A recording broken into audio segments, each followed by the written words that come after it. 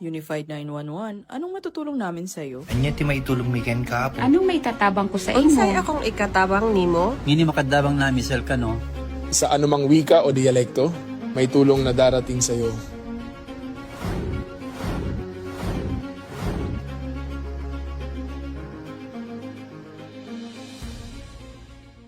Lilingkod sa bawat Pilipino at magbibigay ng tamang impormasyon para sa tahimik at maayos na Pilipinas. Police News Network, alagad ng batas, tagapagtaguyod ng balitang pulis, sandigan ng mamamayan, patnubay ng katotohanan. Kampo Krame, maghahatid ng pinakahuling kaganapan at nagbabagang balita. Ito ang PNN Police News Network. At ngayon, ang inyong mga tagapagbalita. Magandang umaga, Bagong Pilipinas. Ako ang inyong tagapagbalita, tagataguyod ng Balitang Pulis, NUP Loreto Bonifacio Concepcion. At ngayong araw ng Miyerkules, muli nating makakasama bilang special guest co-host, walang iba kundi si Miss Alexandra Faith Garcia, Miss Aura International 2021 Grand Winner and multi-medalist triathlete and fitness advocate. Magandang umaga sa iyo, Miss Faith. Magandang umaga, Sir Ethan. Magandang umaga, mga ka-PNN. Huwag po natin kalimutan i-like, i-follow at i-subscribe ang page ng Philippine National Police, Police Community Affairs and Development Group, PKG Tagapag-ugnay at Police News Network. Kami po ay maghatid sa inyo ng tamang balita, kwento ng pulis at serbisyo para sa mamamayan. At ito ang PNP News Online. Ang pangunahing balita ng Police News Network, alagad ng batas, tagataguyod ng balitang.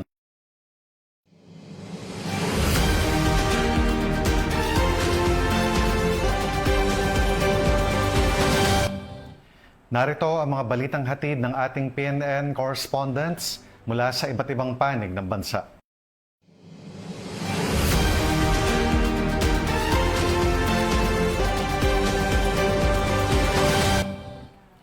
Naaresto ng Philippine National Police Highway Patrol Group ang isang rank 2 most wanted person sa municipal level sa ikinasang manhunt operation sa Benguet, kaugnay ng kasong carnapping at qualified theft. Patuloy ang panawagan ng PNP na makipagtulungan ang publiko sa mga otoridad upang mapabilis ang paghahatid ng hustisya at mapanatili ang kapayapaan at kaayusan sa komunidad. Alinsunod sa adhikain Bagong Pilipinas, Bagong PNP para sa Bagong Pilipinas, serbisyong mabilis, tapat at nararamdaman. Makibalita tayo kay Patrolman Don Brosas. Aresto ng pinagsanib na puwersa ng PNP Highway Patrol Group at Regional Highway Patrol Unit Cordillera Administrative Region ang isang itinuturing na rank 2 most wanted person municipal level na nahaharap sa kasong paglabag sa Republic Act 10883 o the new Anti-Carnapping Act of 2016 at qualified theft. Ayon sa ulat, inaresto ang sospek sa harap ng Amaya Escapes, Bulacan sa Barangay Manggahan, Santa Maria, Bulacan nitong ika-30 ng Abril, dakong alas 12:20 ng madaling araw. Kinilalang akusado na si alias Buknoy, 36 anyos, residente ng Pandi, Bulacan. Isinagawa ang operasyon sa bisa ng warrant of arrest na inisyu ng Regional Trial Court Branch 64 sa Bugyas, Benguet, na may kaukulang rekomendadong piyansa para sa mga kasong kinakaharap nito. Patuloy na pinaiigting ng PNP ang kampanya laban sa mga wanted persons bilang bahagi ng adhikaing Bagong PNP para sa Bagong Pilipinas, serbisyong mabilis, tapat at nararamdaman. Mula rito sa PNP National Headquarters, ako ang inyong PNN correspondent, Patrolman Don Brosas, alagad ng batas, tagataguyod ng balitang pulis. Arestado ang isang suspect matapos ang engkwentro sa bayan ng Nagtipunan kung saan isang polis ang nasugatan habang nagsasagawa ng operasyon ang Philippine National Police. Nakatutok dyan si Police Staff Sergeant Jeff Jan Nabasa. Arestado ang isang lalaking pinaghahanap ng batas matapos mauwi sa arbadong engkwentro ang pagpapatupad ng warrant of arrest ng pinagsanib na pwersa ng pulisya ng Nagtipunan Police Station at 2nd Quirino Provincial Mobile Force Company sa barangay Disimungal, Nagtipunan, Quirino nito lang ika-2 ng Mayo nitong taon. Kinilala ang suspect na si alias Mario, residente ng nasabing barangay na nahaharap sa kasong other light threat sa ilalim ng Article 285 ng Revised Penal Code. Bandang alas 9:30 ng gabi noong Mayo 2, nagsagawa ng operasyon ng mga kapulisan sa Sitio Masug, Barangay Disimungal upang isilbi ang warrant of arrest laban sa suspect. Habang papalapit ang mga operatiba sa tahanan nito ay bigla umanong nagpaputok ang suspect gamit ang isang improvised shotgun na nag-udyok sa mga pulis na gumanti ng putok bilang pagtatanggol sa kanilang sarili. Sa naganap na engkwentro, nasugatan si Patrolman Jimboy Erang Fernando, 36 na taong gulang, miyembro ng 2nd Quirino PMFC, na agad binigyan ng paunang lunas at mabilis na isinugod sa malapit na pagamutan. Matapos ang insidente ay personal na binisita ni Police Brigadier General Mariano C. Rodriguez, Acting Regional Director ng PRO2, ang sugatang pulis upang tiyakin ang kalagayan at ipinahayag ang kanyang taus-pusong suporta pati na rin sa buong hanay ng PRO2 Valley Cups. Pinuri niya ang pinakitang katapangan, dedikasyon at profesionalismo ng mga operatiba sa gitna ng panganib. Samantala na pag-alamang may tama din ang bala sa kaliwang bahagi ng dibdib ang sospek na pinaniniwalaang nakuha sa naganap na engkwentro na kaagad din dinala sa pagamutan. Ayon kay Police Colonel Paul Y. Gamito, Provincial Director, ang matagumpay na pagkakaresto na sa sospek ay bunga ng maagap at tuloy-tuloy na operasyon ng kapulisan at patuloy na pinapahalagahan ang kaligtasan ng bawat isa habang tinitiyak na ang batas ay naipapatupad ng naayon sa proseso. Mula rito sa lalawigan ng Quirino, nagbabalita ang inyong PNN correspondent, Police Staff Sergeant Jeff Janabasa.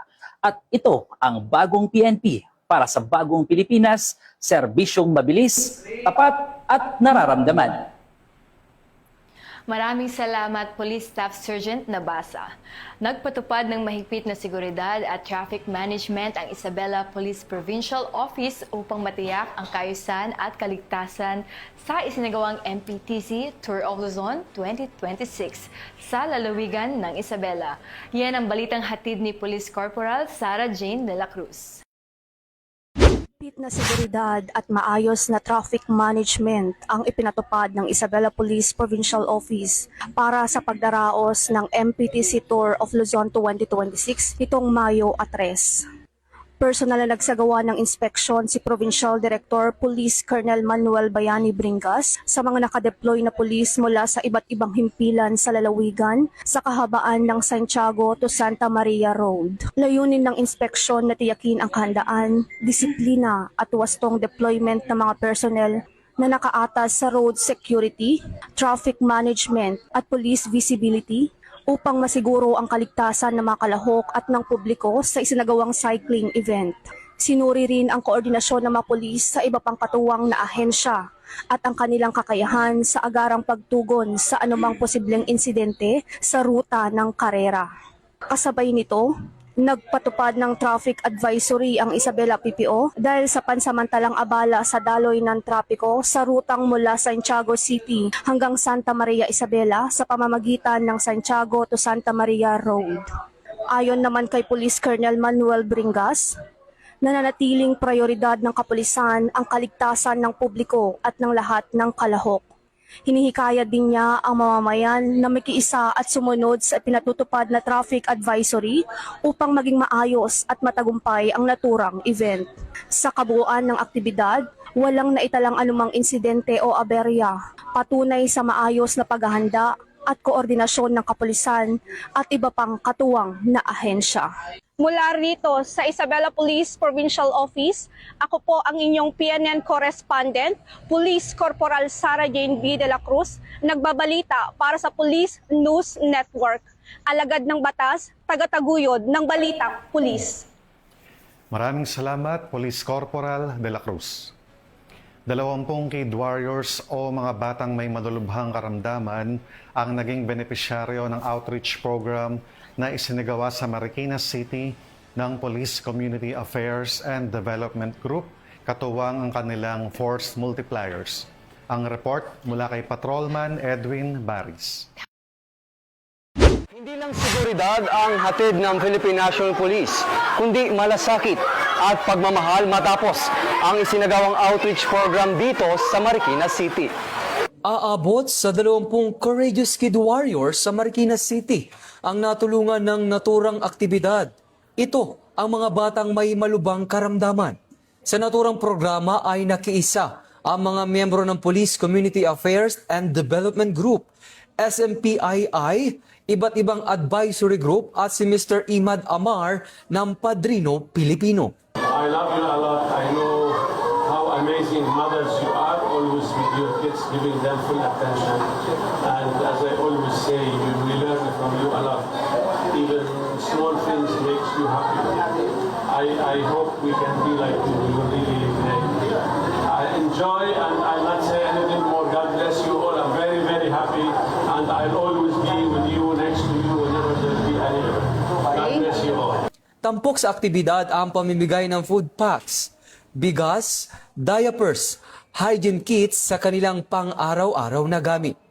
Para sa mga magulang ng mga Kid Warriors, malaking tulong ang kanilang natanggap na biyaya at malaking dagdag lakas ng loob ang malamang may sektor ng tulad ng Philippine National Police na handang magbigay ng serbisyo at handang umalalay sa kanila.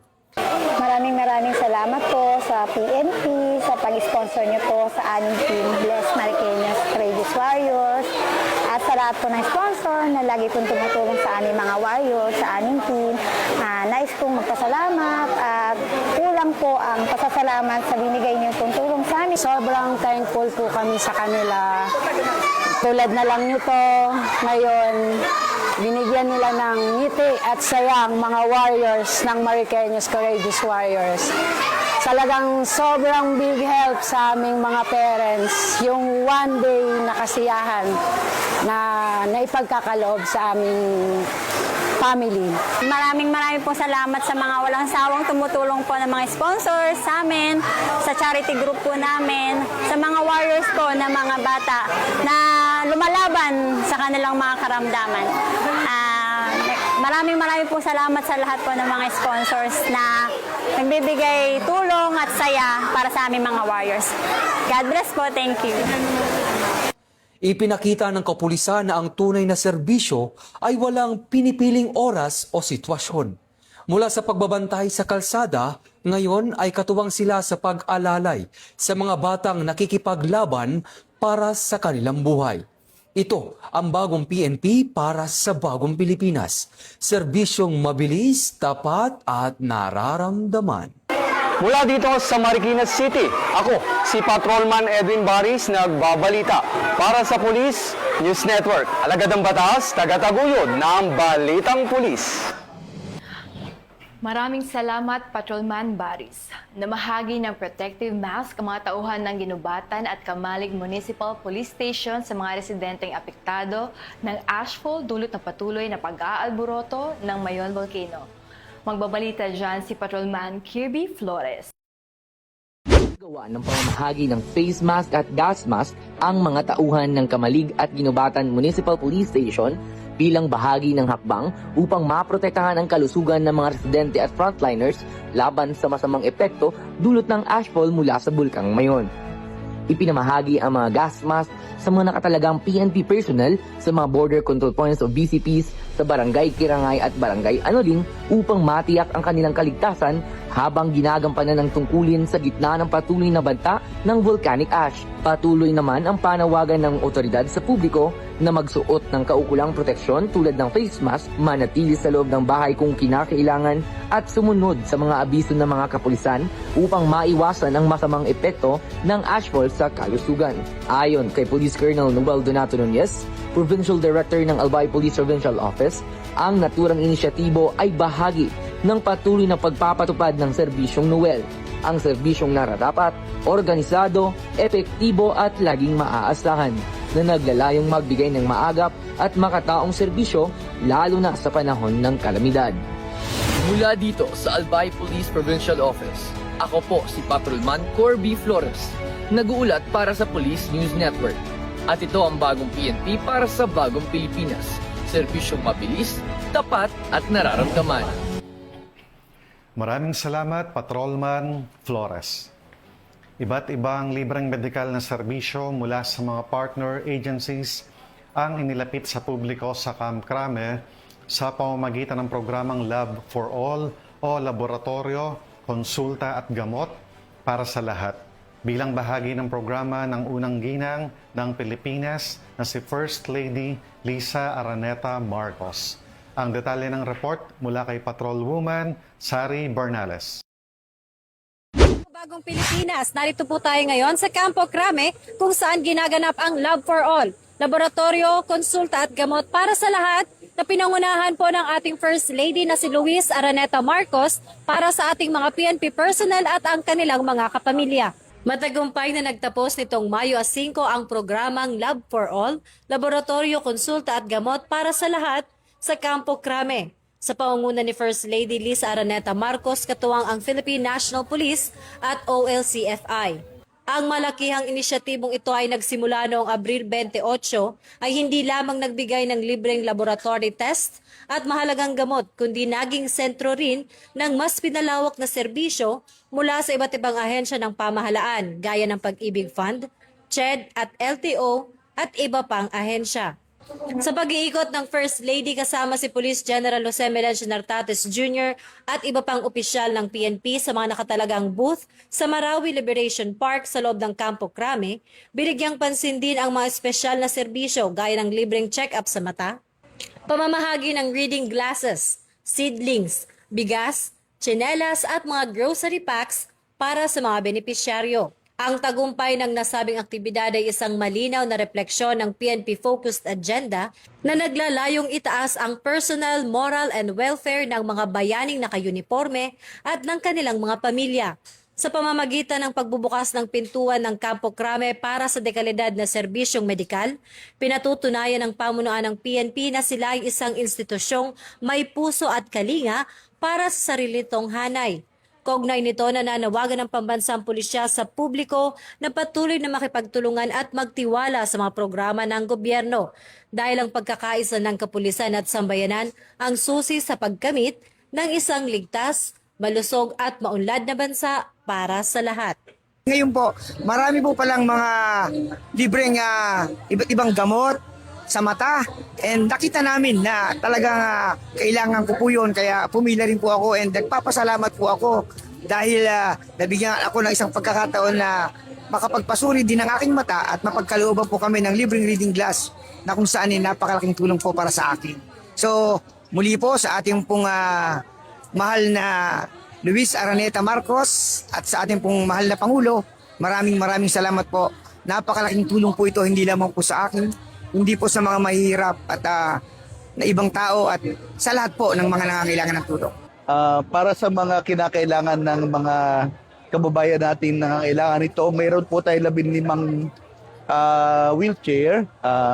Meron na po mga recipients ito at mamamahagi rin tayo ng sa ating pong awarding ng ating Sustainable Livelihood Program. Meron po kami i-present sa kanya na meron pong awarda na ilang grupo, tatlong grupo para sa kanilang pagsisimula ng livelihood opportunities na lang. No? Iyan po ay sa pagtulungan ng DSWD para sa kanila.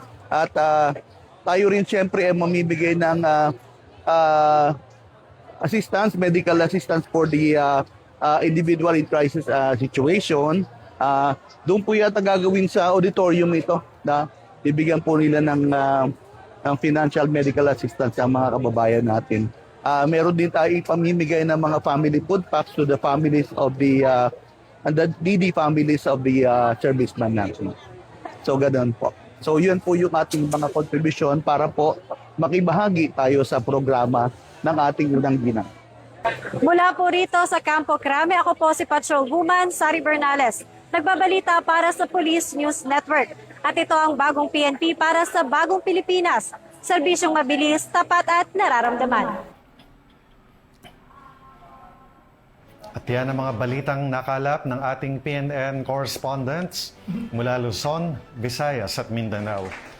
At bago po tayo magtapos, nais ko pong magpasalamat sa ating mga masusugid na taga-subaybay ng Police News Network. At syempre pa sa ating special guest co-host this morning na walang iba kundi si Miss Alexandra Faith Garcia. Maraming salamat, Miss Faith, sa pagpapaunlak. Baka may nais kang i-promote na advocacy or upcoming event, Miss Faith? Yes, maraming salamat, Sir Ethan. Maraming salamat, mga ka-PNN. Sa darating po na weekend, magkita-kita po tayo sa Ironman Da Nang sa Vietnam. So see you po doon and good luck po sa ating mga contingents mula sa Pilipinas.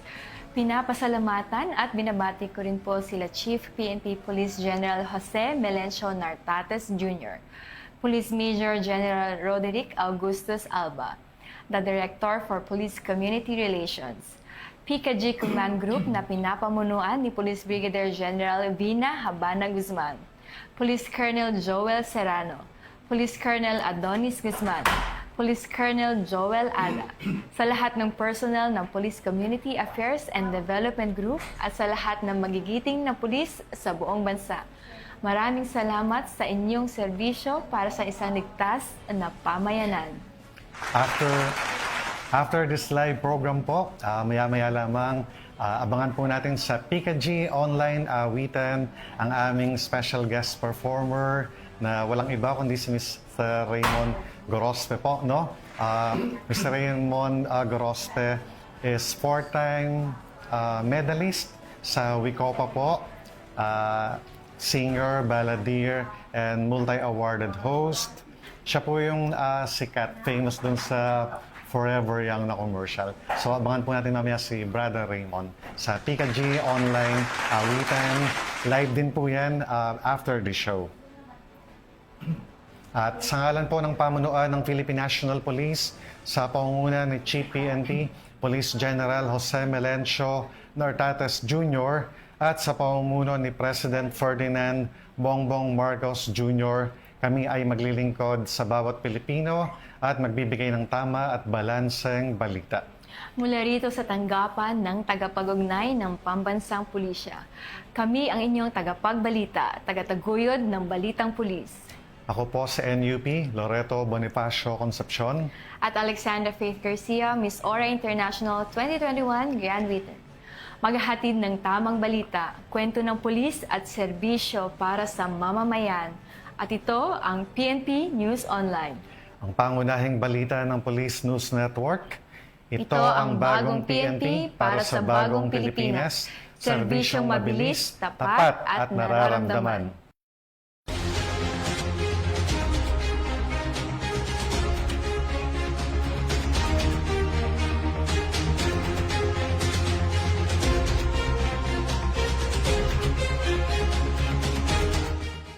Police News Network, alagad ng batas, tagapagtaguyod ng balitang pulis.